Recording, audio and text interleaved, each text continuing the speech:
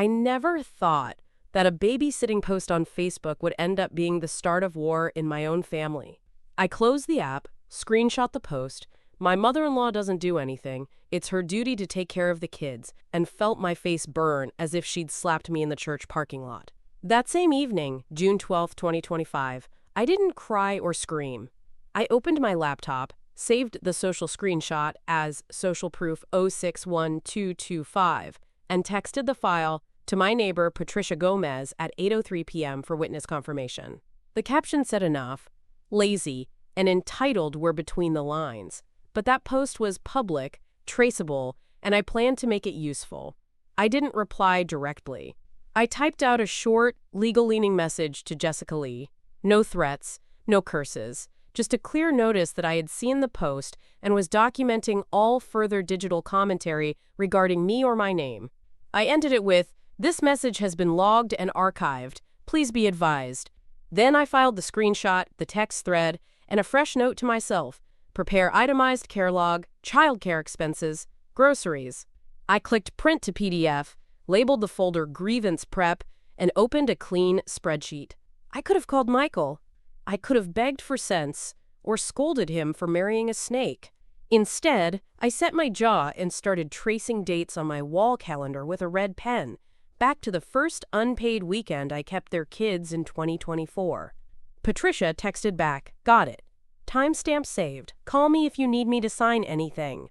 I would. The damage wasn't new. But tonight, finally, I stopped excusing it, and I started the paper trail.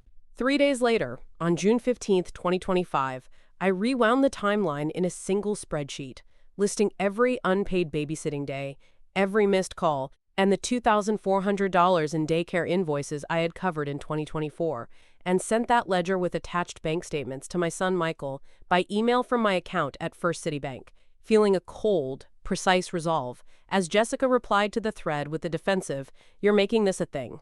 I didn't write from emotion. I wrote like a clerk with a deadline. Each row had a date, an entry description, and a financial note. Groceries delivered on April 17th. Babysitting from 6:45 a.m. to 5:30 p.m. on March 11th. Emergency pickups on storm days. In the expense column, I included exact receipts I had scanned. Kroger, Target, even the late payment I'd covered for their daycare co-op in September. I added PDF attachments with bank verifications and clearly marked the file names for reference. The header said, "Childcare Contributions, reviewed and compiled by E. Maynard." I pressed send at 9:16 a.m. before I had time to hesitate, then copied the email to myself for legal continuity. Jessica's reply came by noon. 3 sentences, clipped and oily. "This feels unnecessary. You offered to help. I don't understand why this is becoming a thing. I didn't dignify it." I printed the email thread, highlighted her response, and added it to a new binder labeled Responses JUNE 2025. Underneath, I stapled my spreadsheet, adding a sticky note to remind myself to cross-check phone logs from the holidays. Those offers to help were often last-minute demands, usually on days when she had spa appointments or brunches with the girls, while I showed up with arthritis cream in my bag and snacks in my purse. Before lunch, I called Patricia to tell her I had initiated contact with Michael and documented Jessica's response. She offered to notarize anything I needed, reminded me to back up the spreadsheet on a flash drive, and asked gently if I was all right. I told her I was focused. That was true. The ache came later, in waves, but right now my job was to gather evidence, not feel things. At 3:20 p.m., I exported a CSV version of the ledger and emailed a backup to a separate legal folder I'd created with the password Holloway Prep 2025, Daniel Price's name already in my mind, though I hadn't contacted him yet. The first log of facts was done, and now they were in writing. By June 20th, 2025, I collected a pattern of disrespect, 3 texts from Jessica that minimized my visits, 2 canceled Sundays, and a voicemail where she told Michael the first was too much and printed the screenshots, my calendar notes, and a dated $150 grocery receipt from 2 Oakview Place as the final straw while sitting at my kitchen table, furious and betrayed, as Jessica posted a new story mocking in-laws. The texts weren't even subtle. One was about how she couldn't deal with all the unasked advice. Another mocked the casserole I'd brought over in May, like feeding the kids retirement food. And the third was a quick brush off when I'd offered to pick up the boys. We're good, thanks. I matched those with my calendar entries in blue pen. I had driven 27 minutes across town those 2 Sundays she canceled, only to be met at the door with last-minute excuses. Oh, the boys are already with my mom, or we forgot you were coming. But her mother had posted a brunch photo from Charleston that same weekend. The voicemail was the worst. I'd asked Michael if he needed help with the younger one during flu season, and later I heard Jessica's voice through my phone speaker telling him I was too much and that he needed to set some firm lines. I replayed it twice. Then I saved the file as VM June 19, 2025, MP3, and emailed it to myself. There was no yelling in her voice, just that slow, syrupy tone people use when they want to sound polite while carving you up. At the kitchen table, I laid everything out. Printed texts, phone call summary, calendar printouts, and the receipt from when I bought groceries after she'd insisted they had nothing left till payday. That $150 included diapers, yogurt, cold meds, and cereal her boys liked. I'd left the bags by their door in March with no thank you text until I reminded her 2 days later. Her reply, "Oh right, thanks." While I cataloged the documents in my binder, a new post from Jessica popped up. A story with a pink background and glitter font. Some people just don't know when to step back. Not everything is about you, MILs of the world. Nail care, nail care, nail care. I didn't take the bait. I printed that too. Time-stamped, filed. I put it in the binder under demeaning public posts. The pattern wasn't emotional anymore. It was demonstrable, and I planned to use every line of it. On June 27, 2025, pressure mounted when I used the bank's online portal to pull 3 months of canceled transfers showing Jessica's digital overreach. A $500 attempted transfer to herself that night. And I called First City Bank's fraud line, feeling a cold moral clarity, while Jessica accused me in a family group chat of making trouble and blocked me. I wasn't looking for theft. I was looking to reconcile balances before the next statement cycle. But the moment I saw the failed $500 transfer from our shared household account, an account Michael and I had opened in 2020 to cover emergency family expenses, I felt my whole back stiffen. The name on the failed request read J. Lee, and the attempt had been made on June 26 at 11:47 p.m. I hadn't authorized it. Michael wasn't listed as the originator either. I took a screenshot, saved it as Transfer Attempt 0626, and flagged the transaction in my account dashboard. The call to First City Bank's fraud department took 47 minutes. I gave them my account number, uploaded the image, and initiated a transaction review request. The rep, a woman named Melissa H., who sounded both alert and sympathetic, confirmed that the transfer had been blocked automatically due to an unverified device ID. She filed an internal fraud ticket, issued me a confirmation number, and advised I change my online password immediately. I did, twice. While I was still updating my security questions, a notification pinged. Jessica had dropped a message into the extended family group chat. Some people are really determined to twist things. I don't know why you're making trouble, but this is all so petty. Maybe it's time we take a break from forced relationships. No names, but everyone knew who she meant. I took a screenshot, logged it under group chat deflections, and waited. 10 minutes later, her profile photo disappeared from the chat list. She had blocked me. Instead of reacting, I copied the fraud ticket number into my binder, drafted a short summary of the transfer attempt with exact timestamps, and added a new section titled Financial Access Violations. That section would grow, but this was its start. Before midnight, I encrypted all bank correspondence and saved copies to an external drive. I handwrote a note to Michael, short, courteous, factual, and sealed it in an envelope for certified delivery the next day. This wasn't just tension anymore. It was attempted access, documented, reported. On July 2, 2025, I brought in attorney Daniel Price from Holloway & Price, an ally I'd texted the social screenshot to on June 13th, met him in his Buckhead office at 10 a.m., handed over my printed statements and a deed copy to my townhouse at 1219 Maple Avenue, and felt a strange lift of hope, as Daniel said he'd draft a demand letter and subpoena metadata, while Jessica's mother lectured her about keeping family matters private. Daniel Price wasn't new to family friction cases, but even he paused after scanning the binder I'd compiled. He flipped through pages with a measured hand, never rushing, but his eyes sharpened at each labeled tab. Childcare ledger, social media defamation, bank fraud attempt, voicemail transcripts, public disparagement. I had printed every screenshot at high resolution, color-coded by category, and included a brief summary on the inside cover like a table of contents. The receipts were organized. My tone stayed professional. This wasn't revenge. It was response. I placed the deed copy on the table last. Just so you're aware of the full asset picture, I said. That townhouse was in my name alone, but I wanted no ambiguity about my holdings before this went further. He nodded once, placed the deed behind his legal pad, and clicked his pen. Okay, Daniel said, eyes steady. We'll start with a demand letter. We preserve the digital trail, put them on formal notice. I'm also going to draft a metadata subpoena for the direct messages and transfer logs. That bank attempt changes the nature of this. He underlined something on his pad. You did the right thing, logging everything. It was the first time in weeks someone had said that to me, without hesitation or sarcasm. Not overreacting, not emotional, not dramatic, just right.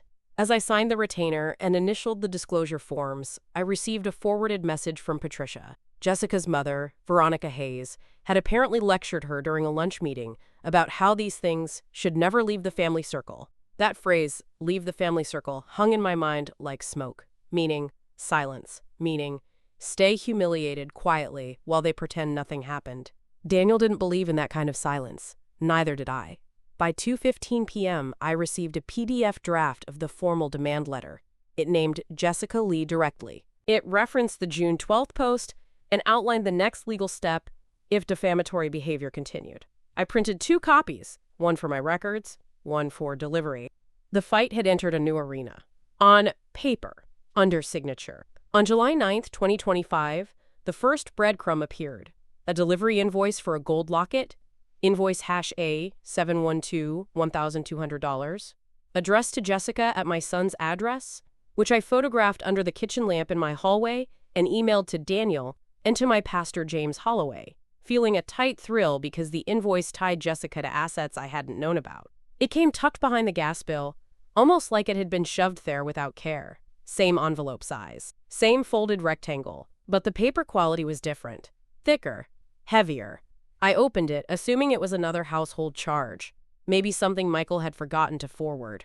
Instead, the name Jessica Lee appeared in elegant cursive at the top of the shipping details, and beneath it, a line item, $14K gold locket, custom engraving requested, insured value, $1,200. The address listed was my son's. The purchase date, June 26, 2025, the same night she'd attempted that $500 transfer. That overlap wasn't coincidence. It was timeline. I flattened the invoice on the table and took 2 angled photos, one close-up of the item line and one wide shot showing the date and address block. I saved both images with timestamps, labeled them Locket Invoice A712 Front and A712 Detail, JLEE, and copied them to the secure drive I'd begun keeping in my hall closet. I printed a hard copy, slipped it into the Asset Trail tab of the binder, and prepared a short note to Daniel. Daniel, found this invoice today by accident. Jewelry item, not declared. Dates match the bank activity, possibly relevant to intent. E. Maynard. I attached both images and hit send. Then, on instinct, I also forwarded the same note to Pastor James with a quieter message. Just sharing for record. This is part of what I'm up against. I didn't expect a reply from either immediately. Daniel was likely in court. Pastor James would probably wait until evening. But within an hour, Daniel responded, "This is useful. Keep anything tied to undisclosed purchases, especially items that overlap with known dates of digital access attempts." I looked back at the gold locket's engraving request field. It didn't list what the engraving said. Only that one had been made. That omission pulled at something in me. Familiarity, maybe, or the sense that she'd used a shared memory to gild something that wasn't hers. The invoice alone didn't prove intent, but it proved benefit. In a competence mini-scene, on July 11th, 2025, I logged my own device, GPS stamps, matched them to the delivery timestamps in the invoice, compiled a clear 3-page PDF of overlapping proofs, texts, GPS, invoice, and taught Daniel over coffee how to read the metadata. feeling quietly proud and efficient at the legal table in his office, while Jessica watched from the other side of the county line and lied about never receiving anything. I started that morning early, phone in one hand, coffee in the other, opening my device location history. I hadn't expected to need it, but the Locket invoice gave me a new angle. If the package had been delivered at 2:12 p.m. on June 28th, I needed to confirm I wasn't the one who signed for it. I checked my own movements that day. No visit to their house, no trip across town. I had stayed on Maple Avenue from 9 a.m. to 7:30 p.m., according to Google Timeline. I exported the data, circled the date block, and saved the file under GPS June 28, not present. Then I cross-referenced the USPS tracking records on the invoice against Jessica's text history. She'd messaged Michael that same afternoon complaining about a late delivery and asking if he could leave work early. I had that text. I pulled it from the synced cloud archive, matched it to 2:19 p.m., and copied both the metadata and the full content into a PDF titled Delivery Window JL Comms. By noon, I had a clean, 3-page packet. Page 1 showed the invoice and its delivery window. Page 2 displayed my unbroken GPS location on Maple Avenue. Page 3 detailed Jessica's own text acknowledging the item. It wasn't just circumstantial. It was structured, time-stamped, and verifiable. Daniel met me that afternoon at a quiet cafe near his office. I brought the packet in a plastic sleeve and my laptop. We sat in a back corner, away from foot traffic. I showed him how to read the GPS file properties, how the metadata showed no edits, and how to confirm authenticity through the certificate on the original file. He followed along, asking a few questions, taking notes. He leaned back after reviewing the last page. "This is very sharp work. We're not chasing hearsay anymore." Somewhere in another part of the city, Jessica was telling someone she'd never ordered jewelry, had no access to our accounts, didn't know why I was so obsessed with making her look bad. On July 15, 2025, Jessica doubled down, posting another public rant about entitled mothers that she called honesty, while I calmly filed a request with the county clerk for a certified copy of the property title and felt a low, steady anger as her friends online applauded her and Daniel prepared a cease and desist to preserve the evidence trail. Her post was longer this time, almost performative, a white background Notes app screenshot with the kind of tone people use when they want to appear wounded while striking the match. She wrote about emotional manipulation disguised as generosity, claimed she was done letting outdated expectations drain her family's peace, and ended with a veiled threat. Sometimes blood ties are just anchors. The timing wasn't random. It landed a day after my document packet was shared with Daniel and less than 12 hours after a mutual friend had liked one of my photos with the boys. I didn't reply. I saved the image, marked it with a 9:06 a.m. timestamp, and uploaded it to social escalation posts. Then I logged out of social media entirely and drove to the county clerk's office with my documents in a plastic folder and a list of properties I wanted officially confirmed. Maple Avenue was safe. I knew that one. But a question had started growing in me about my mother's former rental on Clybourne Street, the one we'd inherited after her passing and had agreed to hold until Michael figured out what to do with it. He'd handled the paperwork for tenants. Jessica had access to the emails. I requested a certified copy of the title for both 1219 Maple Avenue and 847 Clybourne Street. The clerk, a brisk woman in her 50s with well-kept nails and no small talk, keyed in the address and printed a temporary registry. Maple Avenue showed exactly as expected. Clybourne didn't. The clerk frowned slightly, tapped a few more keys, then said, "This shows an owner transfer filed earlier this year. Not to your name. Want a full printout?" I nodded. Back home, I scanned the preliminary documents and emailed them to Daniel with the subject line, "Clybourne, discrepancy in title, urgent review." He replied within the hour. "Got it. I'll pull the full title history. Start drafting the cease and desist now. Don't engage publicly." While he built the response, I signed for the official title request at 3:42 p.m. and locked the receipt in my binder under property risk indicators. She could posture online.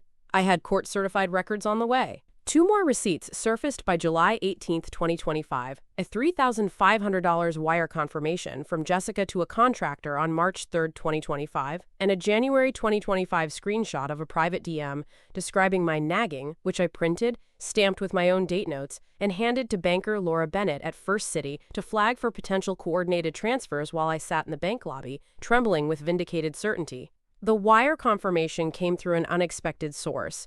A former tenant of the Clybourne property forwarded me a scanned receipt with Jessica's name on the sender line. He thought it was strange, since the lease had always listed me as the landlord. He said he assumed Michael had taken over. I didn't explain. I just thanked him, saved the attachment under Claiborne Wire MAR03, and opened the metadata. Sent from Jessica Lee. $3,500. Memo. Plumbing/structural. Advance. It had gone through a business account I didn't recognize, an entity labeled JLM Residential Company, and I immediately pulled the bank logs from the same quarter. There was no record of that entity in my or Michael's known accounts. Either the money had been rerouted, or it had come from a hidden account altogether. The contractor's name matched one I had seen once in a group thread Michael used when planning backyard repairs. That wasn't the only find. A second source, a screenshot from January, came from someone on Jessica's Instagram followers list who had quietly followed me after the June 12th post. She sent a cropped DM where Jessica called me obsessed with control and said, "It's like she needs to be the center of everything. That's why we don't tell her thing." Dated January 14th, 2025. The message was sent to a woman who later unfollowed Jessica in mid-July. I printed both items, underlined the dates in red ink, and created a new tab labeled Intent and Secrecy Communications. At 10:30 a.m., I walked into First City and waited until Laura Bennett was free. I explained the situation calmly, handed her the wire receipt, and asked if she could flag any transfers from or to JLM Residential. I also gave her the DM screenshot, not for account tracking, but to establish a pattern of concealed financial planning. Laura didn't blink. She took the documents, entered a note into my account profile, and scheduled a follow-up for the following Thursday. She logged the visit, wrote down the inquiry on First City letterhead, and issued me a stamped copy for my legal file. By noon, that copy was filed under bank-flagged entities. The midpoint shock on July 22, 2025, reframed everything when I opened a title search and found a quiet transfer of the deed for my mother's former rental, valued at $120,000, into a shell LLC, with Jessica listed as an authorized contact. Documented in the county recorder's PDF. I downloaded at noon in my study, and I felt the world tilt between nausea and clarity as Daniel told me we had probable cause for civil action. The official documents arrived mid-morning, an auto-generated county email with a link to the full title history for 847 Clybourne Street. I clicked through, expecting to see clerical confusion, maybe Michael's name added by mistake or some incomplete probate document. Instead, I found a clean, formal deed transfer dated February 14, 2025. The grantee, Eminence Holdings, LLC.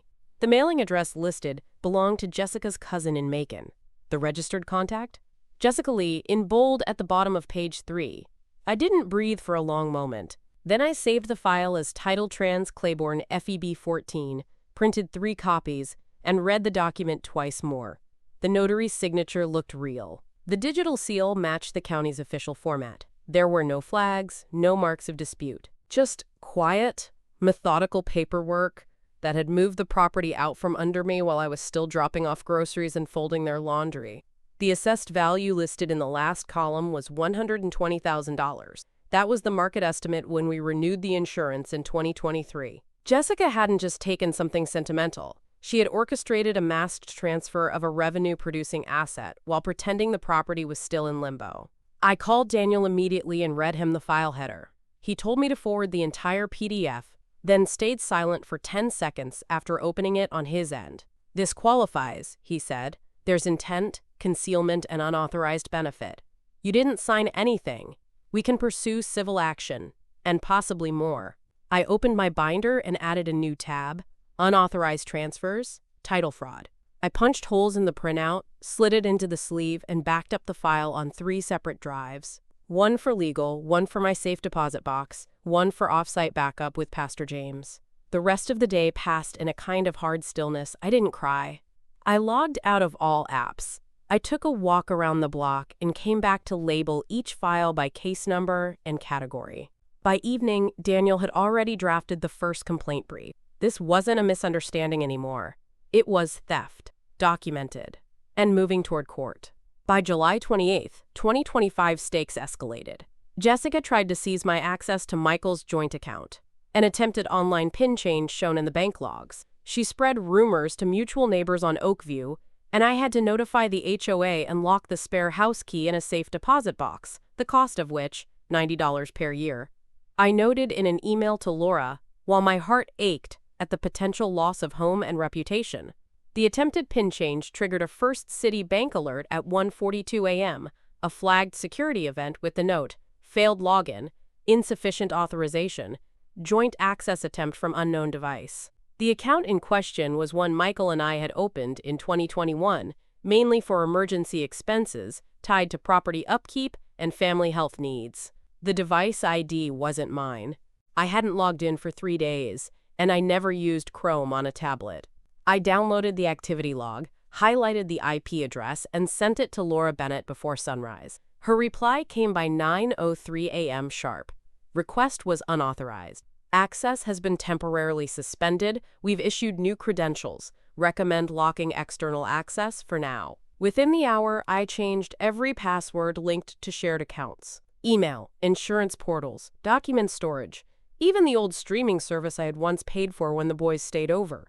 I recorded the changes in a digital ledger, printed a hard copy, and filed it in a new binder labeled Access Control Secured Accounts. But what nearly broke me wasn't the bank, it was the front porch. That afternoon, my neighbor from 2 doors down, Leah Perkins, asked if everything was all right. She said she'd heard some things about me being unwell and controlling, that Jessica had mentioned I might be misplacing documents and not remembering conversations clearly. I didn't argue. I just nodded and thanked her, then walked straight inside, pulled the spare key from the ceramic bowl in the kitchen drawer, and drove to the nearest secure storage branch. The safe deposit box cost $90 per year. I paid it in full and listed the contents: spare house key, digital drive with notarized files, and a physical backup of the title report. I emailed Laura a receipt and copied Daniel. That same evening, I sent an HOA notice documenting that my household had been subject to defamatory statements potentially impacting community reputation, and requested official meeting minutes going forward. She wanted to paint me as unstable. I answered with records, locks, and institutional paper. On August 2nd, 2025, the personal cost hit: loneliness at my kitchen table, the weight of being shunned at church potlucks, doubt whispering its cold questions. Yet I recommitted, photographed every shredded text and suspicious receipt, and asked Pastor James Holloway to witness an affidavit at St. Mark's Church at 5 p.m., feeling small and ironclad at once. The phone hadn't rung in 2 days, not from Michael, not from any of the cousins who used to pass along baby photos, or half-hearted just checking in texts. At church that morning, I watched 3 women I'd known for over a decade switch pews without explanation. They kept their smiles low and quick, eyes avoiding mine. One of them, Gina, had hugged me in April when my knee flared up. Now she barely nodded. Back home, I ate alone. No appetite. Just a quiet bowl of cereal, and the dull scrape of a spoon that echoed too loud in the kitchen. The binder sat on the table beside me, thick with records, neatly tabbed and dated, but it didn't feel like protection today. It felt like insulation, a barrier I had built when no one else would stand up and say, "This is wrong." But I didn't stop. Instead, I opened the folder titled Unverified Expenses and started photographing the physical scraps. Receipts half crumbled from jacket pockets, texts I'd printed and marked with red arrows showing timestamps that didn't line up with Jessica's public claims. One by one, I laid them out on the dining table, took photos under direct light, and saved them in a new folder labeled Affidavit Evidence Prep.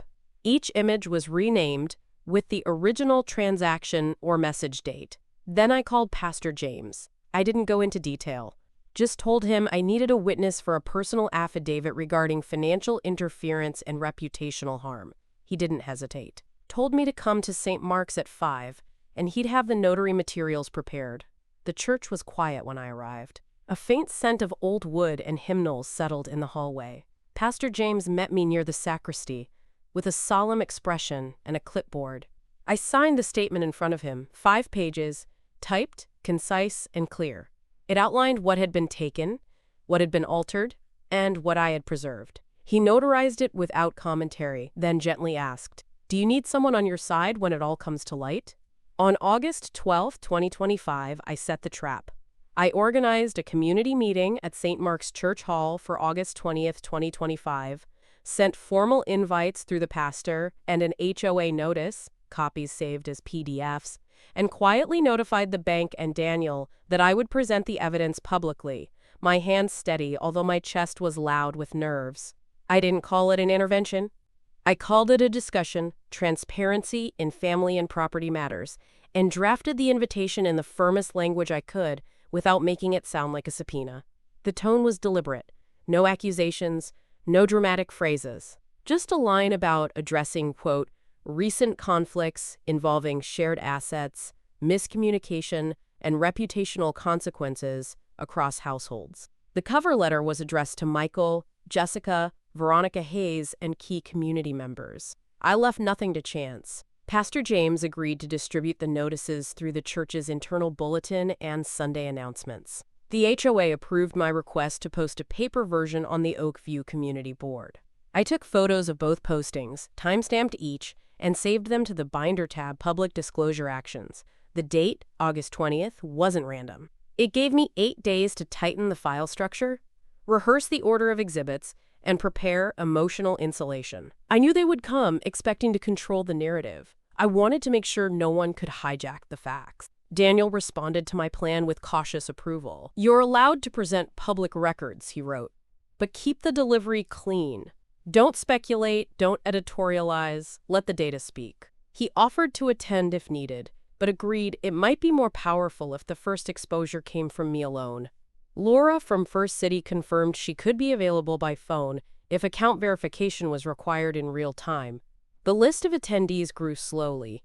Patricia Gomez said yes immediately. Leah Perkins, despite her earlier coolness, wrote back, "If there's something that needs clearing up, I want to hear it directly." I included her response in a new section titled Community Responses August Cycle. Every RSVP mattered. Not because I needed them to believe me outright, but because each person who entered that room became a future witness. That afternoon, I rehearsed with Pastor James in the church hall. We walked through the seating layout, tested the projector, and placed the exhibit table near the entrance.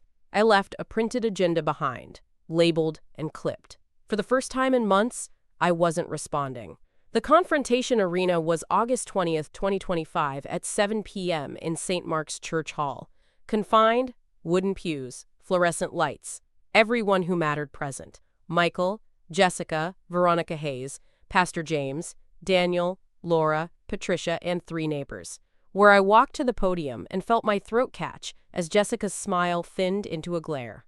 The room smelled faintly of floor wax and strong coffee. Rows of folding chairs faced the projection screen Pastor James had helped me set up earlier. At the back, a table of labeled exhibits stood waiting. Receipts, screenshots, bank records, title documents, each one sealed in a plastic sleeve, arranged by incident. Nothing about the space invited drama. It was the kind of room where funerals were planned, taxes discussed, volunteers scheduled. I chose it for that reason. It dulled theatrics and left no shadows for performance. Michael sat 3 rows from the front, posture stiff, hands clenched between his knees. Jessica had positioned herself half a step behind him, too composed, too deliberate, her heels clicking on the linoleum when she entered. Veronica arrived late and avoided eye contact with me entirely. She greeted the others with tight-lipped warmth, then took a seat beside the community liaison from the HOA, folding her hands as if this were just another neighborhood grievance. I began without apology. No introduction beyond the agenda printed and passed out. I thanked everyone for showing up and stated plainly, "This meeting addresses financial discrepancies, property title transfers, and defamation that have impacted my legal standing, community reputation, and family relationships. The silence that followed was not discomfort. It was calculation. Jessica didn't flinch, but her eyes shifted toward the binder on the table. Michael looked down at the floor. Pastor James stood at the back with arms folded, silent but present, a weight behind my words. I clicked the first slide, a timeline showing 18 incidents beginning in early 2024. Below each entry, an exhibit number, dates, amounts, screenshots. I didn't narrate every detail. I pointed, explained only what required context, and moved steadily forward. Jessica whispered something to Michael halfway through the second section, but he didn't respond. His hands stayed clasped, knuckles white. When I reached the wire confirmation to JLM Residential Company and the recorded title transfer to Eminence Holdings, I heard a low murmur ripple across the rows. That's when Jessica's expression cracked. Not fully, but just enough for her mouth to tense, for the smile to retreat into something flatter and colder. She had come expecting to play defense. Instead, she was watching her own offense get documented. During the evidence dump in that hall, I projected the screenshots, bank statements, invoices, a deed transfer PDF, and a printed ledger of $8,150 in my expenditures that year, while Jessica first flailed with one weak excuse about misunderstandings and then tried to blame my record-keeping, and I watched her falter under the weight of dates, metadata, and witnesses. The binder opened at Exhibit 9. The screen showed Jessica's June 12th post, followed by her January message calling me a control freak in disguise. The audience didn't react outwardly, but I noticed two neighbors lean forward slightly. I kept the tone instructional. Each piece was labeled, verified, and presented without commentary. The receipts for groceries, daycare costs, and unpaid reimbursements were lined in chronological order, with matching bank withdrawals and timestamp transfers. I stated figures, not emotions. People could feel whatever they wanted, but the numbers wouldn't change. Jessica interrupted only once, halfway through the presentation of the Clybourne deed. "That wasn't fraud," she said, standing suddenly. "Michael and I were just trying to streamline things. It was all still family." Her voice had an edge, something forced behind the polish. No apology. No acknowledgement of process or consent. Just a vague wave of intent that collapsed under the document's notary seal and the signature she couldn't explain away. I didn't reply. I clicked forward. The next slide displayed the shell company registry. Her name appeared again, this time as the registered contact. I let the silence settle. Veronica's eyes narrowed, but she said nothing. Michael stared at the screen, expression hollow. She shifted tactics then. "You're making this look bigger than it is. You never said anything about these things before. Maybe if you'd been clearer." I opened the printed email thread. 7 emails across 5 months, all requesting clarity, reimbursement, or follow-up. Each ignored, redirected, or answered with sarcasm. I read aloud one from April, just confirming if this charge will be split. Let me know what's fair. Beneath it, Jessica's reply, "Don't worry about it, we'll handle it later." Pastor James, seated near the entrance, finally spoke. "Handling it later does not erase the debt." His voice was quiet but steady. The room shifted with that line. Something settled, or maybe snapped. I returned to the podium and laid the printed ledger on the table. $8,150 accounted for, category by category, line by line. Jessica didn't speak again. She couldn't. The power flipped when banker Laura Bennett and attorney Daniel Price stood and confirmed the authenticity of the bank logs and title search. Laura produced the flagged transaction report, and Daniel read the subpoenaed DM metadata, and Michael's face went slack as he realized allegiance had to move, while Jessica's mask slipped into stunned, angry silence. Until then, the room had remained locked in a kind of formal discomfort, quiet, still, full of people pretending they hadn't chosen sides already. But when Laura Bennett rose from her seat near the aisle, holding the First City packet in her hands, the tone shifted. She walked to the front with measured steps, opened the folder, and spoke directly to the group. "These records are standard bank logs issued through our internal fraud investigation protocol," she began. "The flagged attempt on June 26, 2025, originated from an unauthorized device. The account owner," she nodded toward me, "was not present, nor was she notified. The transaction was denied and logged, as per procedure. She handed me the printed summary, initialed and time-stamped. I placed it on the exhibit table without a word. Jessica's arms had folded tightly across her chest, but her eyes stayed fixed on Michael, who was no longer watching her. Then Daniel took the floor. He didn't pace.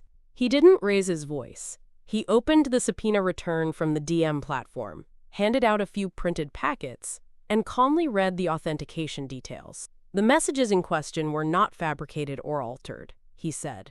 They were transmitted from Jessica Lee's verified account, and the content aligns with the timeline of financial activity and asset transfers we have already documented. Jessica turned toward him, mouth parted, but said nothing.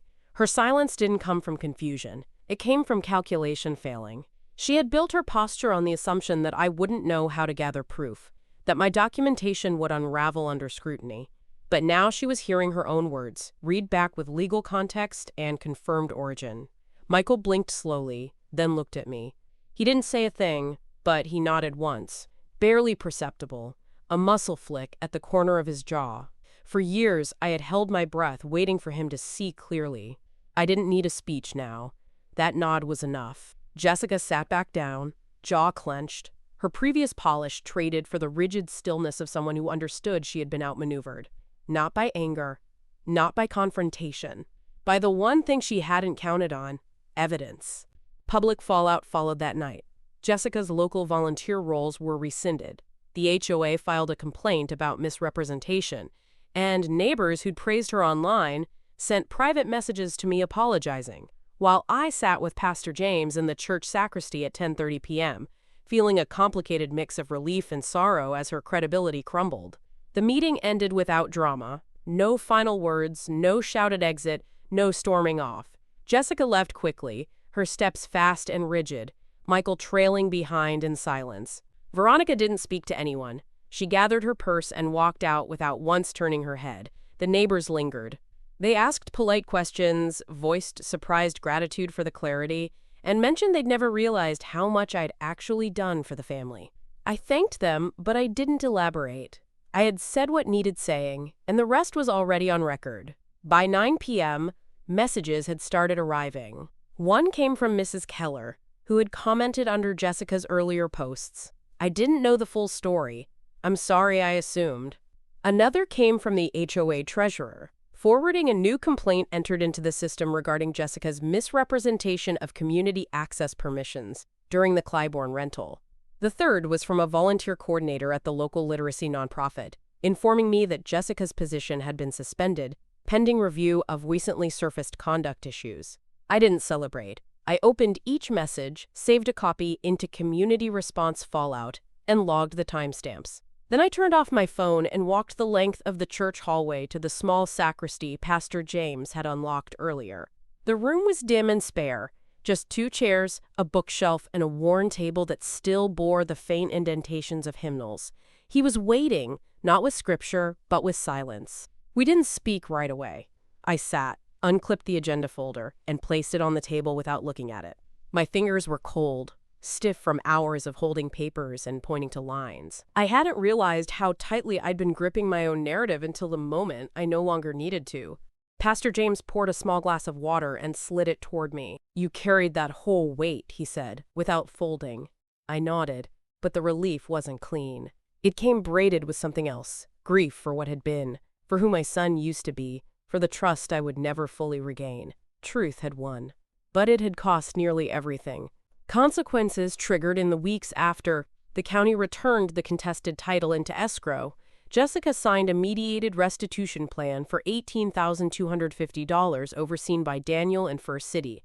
I changed all locks and pins, reclaimed my former spare room, and the small silver locket, invoice #A712, was returned to me on September 14, 2025, and I kept the tarnished new keys on a ribbon as a small emblem of what I had taken back.